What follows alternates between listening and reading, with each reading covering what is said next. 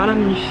Purée, ça me fait du bien de refilmer un petit cozy vlog, vous m'avez manqué quand même. Voilà, je suis en train de me faire un petit masque. Aujourd'hui ça va être ultra chill. Je pense que c'est le type de journée que je préfère filmer. On va faire un peu de philo, on va se passer des bons plans, on va parler bouffe bien évidemment. Et j'ai découvert un nouveau truc, je pense que je vais tester. Chaque soir quand t'appliques ta crème hydratante, genre des massages du visage. C'est pas des conneries, j'ai lu des avant-après. C'est assez impressionnant. Je vais me faire agresser par des abeilles parce qu'en fait je suis en train de m'appliquer du miel de Manuka. C'est un miel hyper quali, mais hyper cher. 80 balles le pot je crois, ou 60 balles. Hyper bénéfique pour ta peau, quand t'as des cicatrices d'acné et tout, apparemment c'est bien. Mais je pense que, enfin, je l'ai beaucoup appliqué hein, mais j'arrive pas vraiment à avoir de différence. En vrai de vrai, je sais pas. Tu passes sous ta pommette et tu remontes. Et ici tu remontes le long de ta jawline.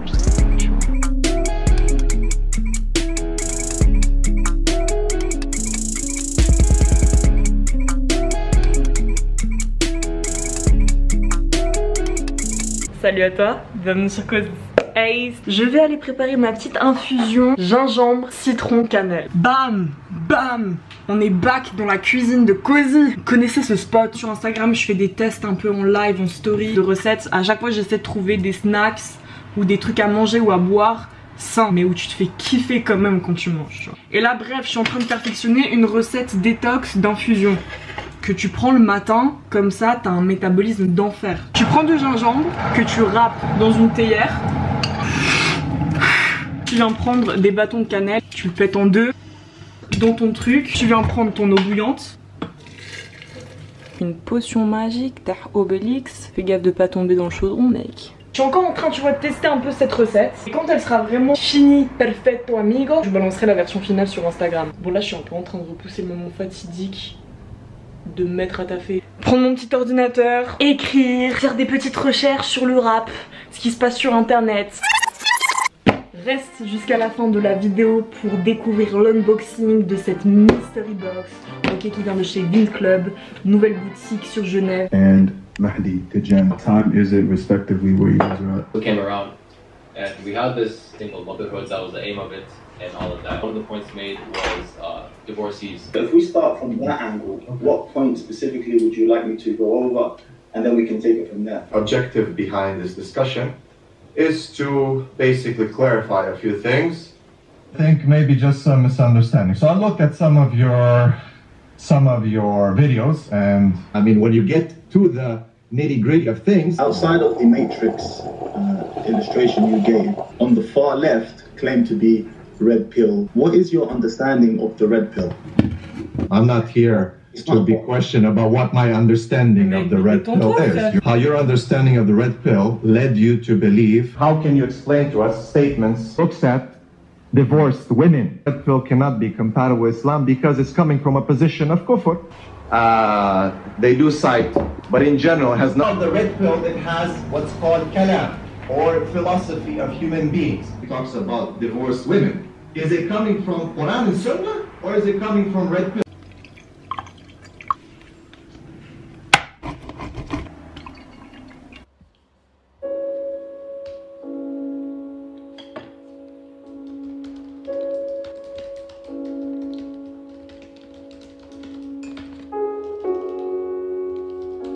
Rien de spécial, ce son il a rien de spécial. L'instru elle a rien de spécial, je sais même pas je fais quoi. Demain ça fait rien de spécial, et ça sert à rien de faire ça, et gros y'a rien de spécial. Tu pensais que le chemin était tout tracé, mais tu te rappelles que t'as rien de spécial. Pour ceux qui savent pas, je taffe pour Tataki, je fais des interviews d'artistes et en parallèle j'ai un format qui s'appelle Flashback. À chaque fois on a une grosse thématique axée sur le rap mais qui touche à des questions sociétales aussi. Et voilà, ça c'est dans la phase de brainstorm où on est en équipe, on s'échange nos idées, etc. Et ensuite il y a la phase vraiment rédaction, création de contenu où moi je fais mes recherches. Je check des vidéos, je check des articles, ma propre analyse aussi de la situation. Et ensuite il y a la phase où on tourne. Ça prend une demi-journée en principe, enfin tournage ça dure à peu près 4 heures. Et après il y a aussi la petite phase transmédia où on crée un petit contenu lié à cette thématique qu'on balance sur les réseaux, que ce soit TikTok, Instagram ou peu importe. Pour ceux qui savent pas, quand tu fais un tournage aussi intensif, on va dire, au niveau du contenu que tu sors, et ça je le savais pas forcément avant, et il y en a plein qui me demandent aussi, Mais tu peux pas freestyler une vidéo comme ça. Tu peux pas juste avoir des points, des mots-clés dans ta tête, freestyler comme ça, face cam, pour avoir un rendu comme ça assez journalistique. C'est un script que t'as. Et c'est marrant parce qu'au début, je me sentais un petit peu hypocrite. J'avais l'impression de mentir au public en faisant des tournages comme ça, tu vois, récités. Mais en fait, j'ai capté que dans le milieu, tous les contenus comme ça, c'est des contenus appris par cœur. Du coup, avant, j'étais en train d'écouter un podcast. C'est des Anglais. Je trouve que les Anglais ils sont vraiment hyper pertinents. Enfin, j'aime beaucoup leur approche au niveau de la création de contenu sur la spiritualité et la religion au UK quoi. Je trouve qu'il y a une nouvelle vague un peu de croyants, une nouvelle génération qui est assez intéressante d'écouter parce qu'ils ont une vision peut-être plus dans laquelle on peut plus se projeter. Tu sais, quand t'es jeune, tu vis un peu cette vie occidentale, mais t'as quand même ta religion qui prône une hygiène de vie avec certaines restrictions et c'est pas toujours facile de vivre ta religion quand t'es dans une société occidentalisée. Ouais, c'est des gars, des jeunes qui discutent de thématiques. Je trouve que c'est peut-être pas assez bien classé par thème, pas assez intuitif de savoir sur quel épisode cliquer. C'est plus tu cliques sur un épisode et tu vas voir où ça te mène. Tandis qu'il y avait des gars, purée, je les kiffais tellement ces gars. The Baraka Boys, t'avais des reconvertis, mais c'était tous des afros, tu vois, genre des Jamaïcains, des Somaliens, des formats podcast filmés sur YouTube. C'est eux d'ailleurs qui m'ont donné envie de faire des podcasts. Et sincèrement, j'aimerais trop traîner avec eux, limite je les kiffe. T'en as qui viennent de Manchester, t'en as qui viennent de Londres, etc. Mais stylés, tu vois, pas genre des gars un peu cringe, gênants, trop traditionnels. Tu vois, genre c'est des gars modernes comme nous qui ont un peu la même culture hip-hop, tout ça qui kiffent. Je pense qu'ils ont à peu près 28 ans, un truc comme ça. Ils ont d'autant plus un regard peut-être pertinent sur la question parce que bah, tu sais, quand t'es musulman et en plus de ça t'es afro-descendant, tu cumules on va dire les points noirs dans la société occidentale. Ils discutent de sujets qui parfois peuvent être tabous. Il n'y a pas de quoi, tu vois, créer des sujets tabous. Enfin, faut discuter des questions qui fâchent ou des questions qui intriguent. Enfin, ça sert à rien de laisser planer des mystères et des tabous parce que c'est ce qui fait qu'après ça transforme que ce soit la pratique de la religion ou que ce soit juste parfois tes relations familiales, ça crée des atmosphères bizarres alors qu'il n'y a pas lieu d'être. Il y a des manières d'en discuter. Parmi ces gars, t'en as qui ont véritablement étudié la religion, qui donnent des conférences et ils vont pas te balancer des conseils sortis de nulle part ou faire des approximations, tu sais. Mais voilà quoi, si vous voulez avoir des petits podcasts sur la spiritualité, la religion, et vous si vous avez des podcasts qui parlent de religion, ça m'intéresserait de ouf. Même christianisme, judaïsme et tout. Hein. Alors moi surtout ces podcasts là, ça m'a beaucoup apaisé genre ces derniers temps, j'en avais besoin. Même si quand t'es dans le mal, tu vois pas vraiment la lumière au bout du tunnel, tu vois. Quand t'es dedans, t'as juste envie de crever. De toute façon la vie c'est que des cycles, hein. Et puis t'en as qui vivent des trucs toujours plus hardcore que toi. Après faut pas... J'ai appris que faut pas négliger ta souffrance. Il n'y a pas à comparer les souffrances. Quand tu souffres, tu vois, quand t'as mal, quand il y a un truc qui te fait de la peine, quand t'as du chagrin, t'as mal, c'est comme ça. Accepte-le et puis ne sois pas dur envers toi-même. Tu découvres aussi des faces de toi-même peut-être que t'avais pas envie de connaître, mais c'est bien en fait. Plus tu fais face à toutes les facettes de toi-même, de ta personnalité, de ton être, de ce qui se passe dans ta tête, plus t'apprends à te connaître, plus t'arrives à t'immuniser peut-être dans le futur pour limiter la casse, tu vois, des trucs comme ça. Et en vrai, j'ai été choquée, mais genre Népal, tu vois, je le kiffais de ouf. J'avais fait une réaction à son album Adios Bahamas, qui m'avait beaucoup touchée. D'ailleurs, il y avait son cousin qui m'avait écrit. Je me souviens, bref. Mais Népal, tu vois, genre, j'ai pris conscience un peu parmi les artistes que j'écoutais que c'était le seul mec que je trouvais extrêmement sensé, quoi. Enfin, ses sons, ça a vraiment été un médicament. Il y a eu un truc bizarre avec ses sons ces derniers temps. C'est là où tu vois la puissance de la musique, quand le gars, il a des textes vraiment sensés.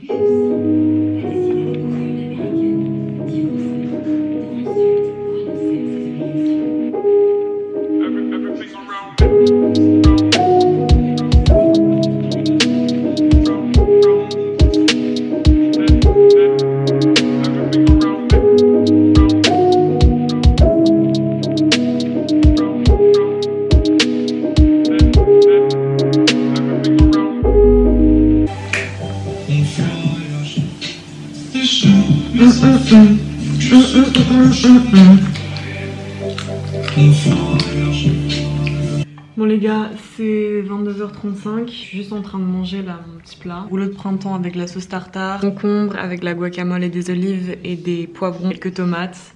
C'est la churchura pour ceux qui connaissent. Je me suis dit que je voulais terminer ce vlog tu vois, en beauté. Et une recette qui m'intrigue de ouf, que je voulais tester, c'était une recette saine entre guillemets de la glace Ben & Jerry aux cookies. Et je sais pas, ça me paraît tellement mystique cette recette que j'ai envie de tester par moi-même et de la goûter parce qu'en fait il remplace la glace par des pois chiches mixés avec des bananes, mais pourtant le résultat a l'air vraiment similaire. Oh j'adore ce son. J'espère que vous ça va. Je voulais aller à Paris mais vu que j'ai pas fait les trucs de vaccin tout ça, je pense que ça risque d'être trop galère tu vois pour bouger. J'ai quand même pu aller à certains festivals. J'ai présenté les festivals, tu vois, j'ai présenté les artistes avant qu'ils viennent sur scène, enfin, j'ai hosté des festivals, c'était une nouvelle expérience. J'en ai fait plusieurs, c'était vraiment lourd. Il y avait quoi? Il y avait Jossman, Doria Loubresval, il y avait aussi avec Makala, Slimka. Par contre c'est vraiment hyper bizarre de monter sur des grandes scènes avec un public en furie, toute une foule comme ça qui t'acclame toi tout seul sur scène. Il y a un truc je trouve assez déstabilisant et je comprends que tu puisses vite péter un câble dans cet univers. J'étais sur scène comme ça, je montais, même si les gens n'étaient pas là pour moi spécifiquement. Ah, même si j'ai vu, ça m'a grave touché les gens qui ont fait des pancartes avec Cozy. Il y a des gens qui ont fait ça. Cozy lâche un freestyle ou je sais pas. Si toi tu regardes, tu te reconnais. À part ça, ça m'a grave touché, ça m'a grave fait rire. J'étais là, wow. Ça fait bizarre. Après c'est cool. Faut se dire qu'on est tous là pour la même chose, pour profiter ensemble. Particulier quand même cet univers. Dans mes bras. Simba. Na, na, na. Da, da. Allez, que ça fait de même pas.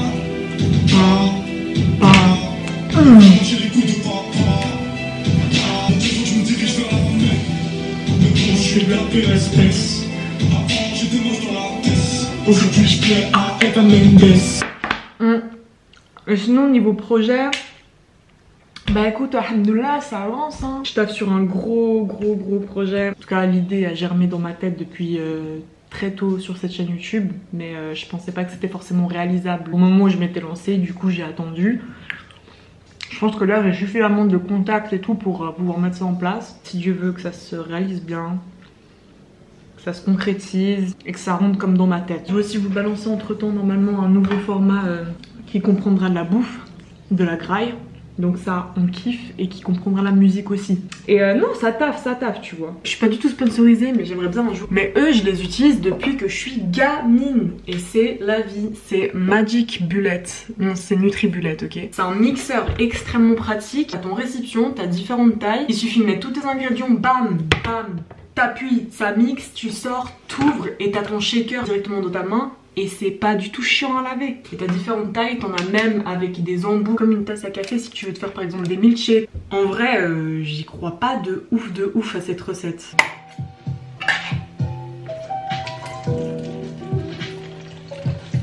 Deux bananes complètement éclatées. C'est une petite tasse à espresso. Je vais remplir de l'eau. Du beurre de cacahuète. J'ai plus de beurre de cacahuète donc on va mettre du beurre d'amande. Petite recette nocturne, #2 après la recette détox. J'ai mis mes pois chiches, mes 2 bananes, mon sucre vanillé et ma petite tasse d'eau. Comme ça.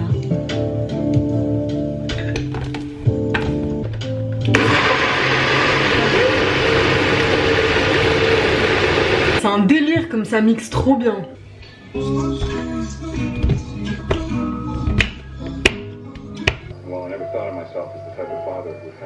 Donc mélanger mes pépites de chocolat à ma préparation que j'ai versé dans un bol qui tient le congélateur. Donc faites gaffe pour pas que ça pète au congèle. Mais en tout cas en apparence on dirait vraiment de la cookie dough quoi.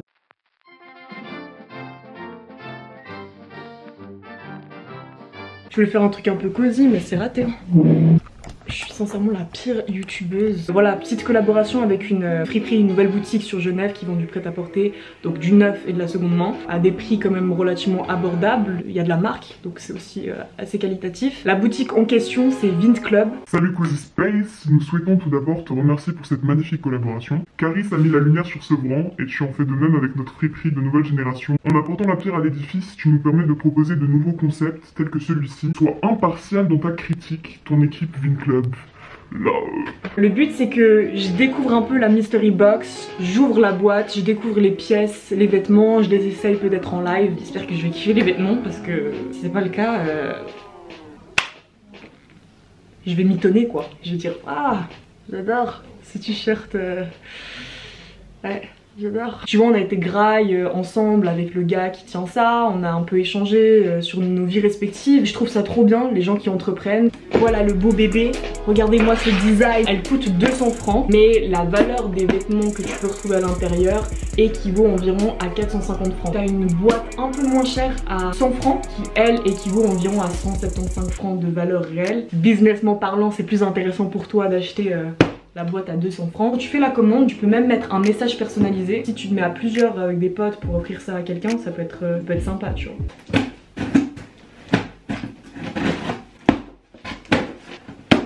Donc déjà, point positif, chaque pièce est protégée. Même le site internet est hyper soigné visuellement parlant. C'est assez épuré. C'est pas tu cliques sur le site et ça va dans tous les sens. Première pièce, Adidas. Ok, c'est cool. Donc en fait, à chaque fois, t'as des étiquettes, nouvelle pièce ou seconde main. Avec la taille. C'est un signe pour que j'aille me remettre au sport ou c'est quoi le délire? Je suis prête pour aller au fit, les gars. Deuxième pièce, petit t-shirt jaune poussin de chez Nike. J'aime bien cette pièce. Donc là, c'est de la seconde main. Ça fait très... On dirait que je suis en école privée, non, avec ça. Je peux faire un petit gaz. Petit polo, côtelé. Prochaine pièce de chez Lacoste. Je vois du bleu électrique. Oh, c'est hyper doux. Une pièce de seconde main. 70% laine, 20% de soie, 10% de cachemire. D'accord. Bah en fait, il est beau, mais c'est ça le problème d'être grande. Regarde mes bras. C'est le struggle des grandes personnes. J'adore les cols comme ça qui remontent jusqu'au. T'as le petit cycle Lacoste ici. Next pièce, je pense que c'est du lin de chez Fred Perry. Petite pièce basique, mais on en a toujours besoin dans sa garde-robe, j'aime bien. Next pièce, petite jaquette de chez Kappa. Donc ça c'est une L, la seconde main. Ce qui faisait ouf, cette pièce serait année 2000 vibe.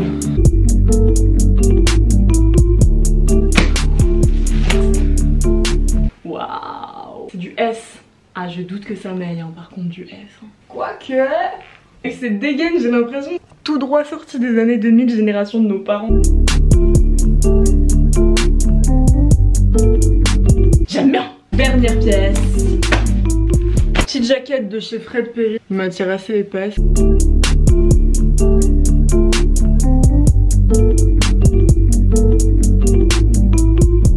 Ça peut faire flipper parce que tu te dis tu mets ton argent, tu mets une certaine somme. Au final tu sais pas si vraiment toutes les pièces vont te plaire, mais je pense que c'est ça qui est aussi kiffant. Dans tous les cas il y a une ligne un peu directrice. Même si là tu vois par exemple il y a des pièces que j'ai pas l'habitude de porter. Pourquoi pas?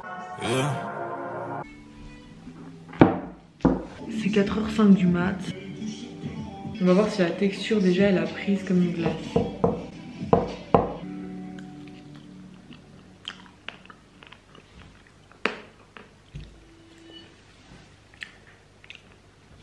Je suis choquée là. Le goût ça passe. T'as pas du tout le goût du pois chiche. En fait tu peux grave fausser tes papilles. Je te jure ça te donne l'impression de manger de la glace. Si tu te mets dans le mindset que c'est de la glace Ben & Jerry, ça passe de ouf. Me dis pas que ça te fait pas penser à de la cookie dough ça. La fille qui a fait cette recette, c'est Sleeping Beauty. Voilà, pour rendre à César ce qui appartient à César. Merci Miss. C'est 4h30 du matin. Une journée pleine de rebondissements, d'expériences gustatives. J'espère que vous avez kiffé, juste passer un petit moment et tout avec moi. J'espère que vous serez réceptifs en commentaire. Vous me balancerez un peu de vos news aussi. Si vous avez des tips, des life hacks, tu balances tout ça en commentaire. Prends soin de toi, ton entourage.